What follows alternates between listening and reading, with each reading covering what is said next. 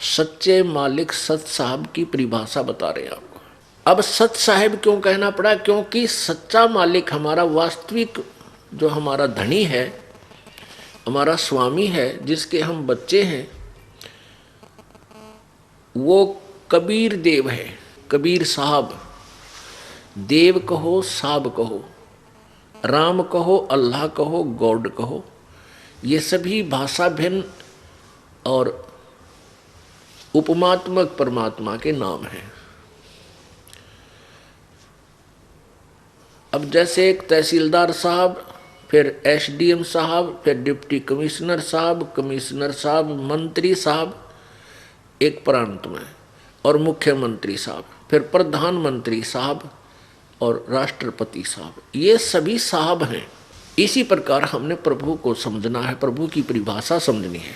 अब एक ब्रह्मांड में केवल 3 लोक के ऊपर रजगुण ब्रह्मा जी, सतगुण विष्णु जी, तमगुण शिव जी एक एक विभागीय मंत्री हैं। एक ब्रह्मांड को समझो एक प्रांत है,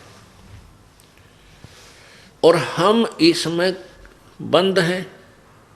हमारे प्रबंधक हैं ये तीनों मंत्री।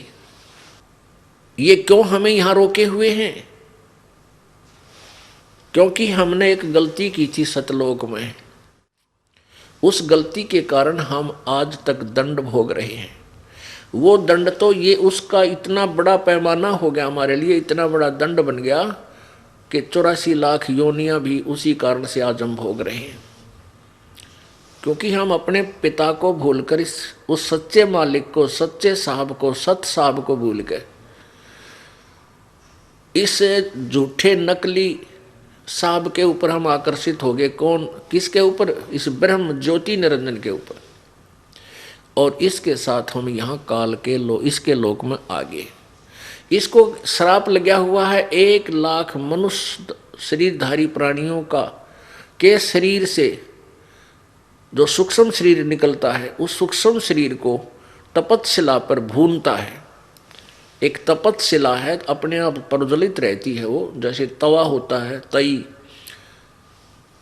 चूल्हे की तवा, ऐसे वो अपने आप गर्म रहता है ऑटोमेटिकली। उसके ऊपर 1 लाख मानव शरीरधारी प्राणियों के सूक्ष्म शरीर सहित उनको वहाँ डाल दिया जाता है। और उन्होंने अपने जीवन में, अब देखो, आप देखते हो इंसान बुराई को तुरंत स्वीकार कर लेता है। शराब पीना, मांस खाना, उलास सूंघना, भांग पीना, तम्बाकू, जो किसी तरीके से टेक्निक ढूंढ ली, हुक्का बनाया, फिर पानी डाला और गुरुड़ गुरुड़, फिर तम्बाकू कुटे से बुरी तरह उसको गधे भी ना खां तम्बाकू ने, उसने मानस खाने लगे, खावे मनुष्य और पीवे, और शराब, ये सभी, और फिर खट्टे मीठे टेस्ट आहार के लिए, ये सारे मन करवाता है। और मन है ये काल का एजेंट। काल ने अपना एजेंट छोड़ रखा आत्मा के साथ, आत्मा इसके अधीन कर दी इसने।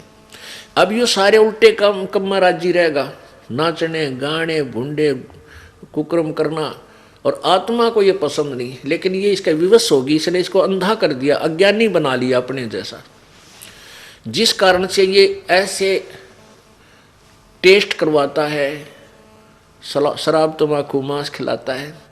और फिर ऐसे जो आहार सारा जीवन जो करता है प्राणी मनुष्य, उसकी कुछ अंश सूक्ष्म शरीर के अंदर समा जाता है, शराब का भी, मांस का भी, और ये खट्टे मीठे टेस्ट का भी, और तंबाकू भांग आदि का। फिर उन सब को इकट्ठा डालता है, उन शरीरों को जिन्होंने मांस आदि खाए हैं या ना खाए हैं, सबको इकट्ठा डाल देता है तपतशिला पर। फिर सूक्ष्म शरीर में ये प्राणी मरता नहीं, लेकिन पीड़ा इतनी होती है, तौबा बोल जाता वहाँ तक तपतशिला पर, बहुत बुरी तरह चला चला के ये बेहोश हो जाता है।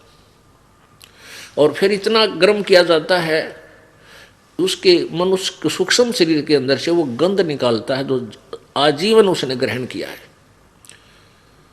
जिन्होंने थोड़े पाप करे, थोड़े व्यसन किए हैं, तम्बाकू शराब या नहीं किए हैं, तो वो उनको कम पीड़ा होती है, ऑटोमेटिक सिस्टम है वहाँ पर, वो शीघ्र वहाँ से उछल जाते हैं।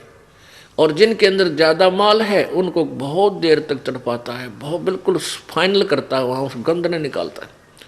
वो सबसे ज्यादा कष्ट वहां उनको और होता है जो व्यसन करते हैं और उनसे निकले हुए उस गंध को जो ज्योति निरंजन खाता है, ये काल ब्रह्म खाता है। उसके लिए अपने स्वार्थ के लिए इसने अपने पुत्रों को भी गुमराह किया हुआ है, ब्रह्मा विष्णु महेश को भी।